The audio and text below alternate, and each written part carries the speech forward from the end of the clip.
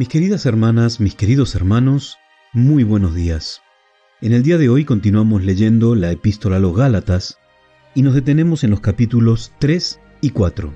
Yo he escogido para que leamos juntos en el día de hoy, en el capítulo 3, el versículo 24, que dice: De manera que la ley ha sido nuestra guía para llevarnos a Cristo, a fin de que fuéramos justificados por la fe. ¿Cuántas discusiones teológicas ha causado este texto?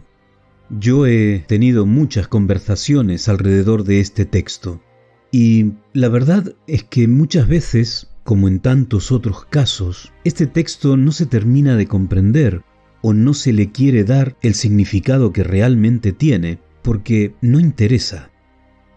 La palabra que se utiliza tradicionalmente en castellano no es guía, sino es ayo.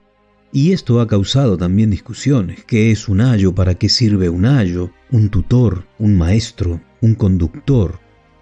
Y entonces aquellas personas que no quieren reconocer que la ley tiene valor hoy en día, aquellos que no quieren reconocer que después de Jesús la ley sigue teniendo valor, explican que cuando Jesús no estaba en la tierra hacía falta un tutor. Pero cuando vino Jesús, ese tutor ya no hizo falta.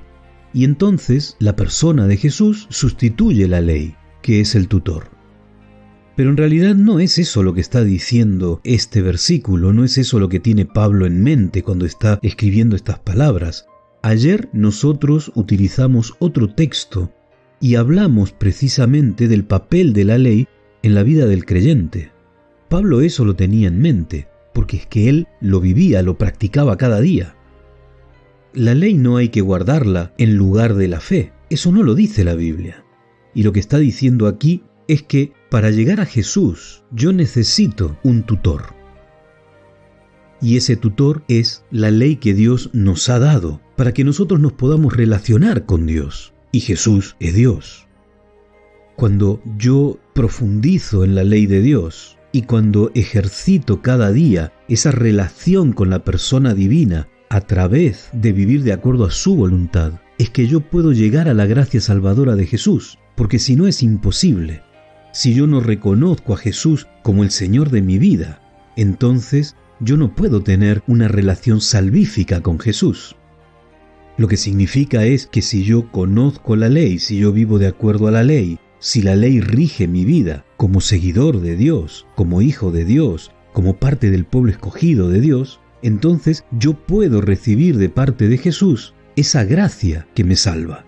Y vuelvo y lo digo claramente, queridos, la ley no salva, pero tampoco la ley es un sustituto de la gracia de nuestro Señor Jesús.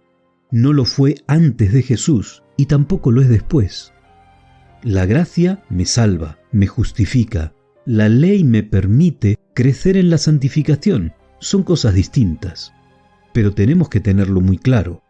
La ley me permite conocer la voluntad de Dios, crecer en santificación, reconocer a Jesús como el Señor de mi vida.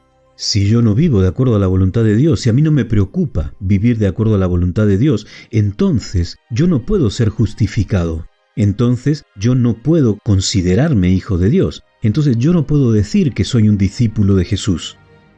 Este texto nos explica claramente la función de la ley, que es ser una herramienta que nos conduce hasta la persona de Cristo. Meditemos profundamente en estas verdades. Que tengas un muy buen día. Que el Señor te bendiga.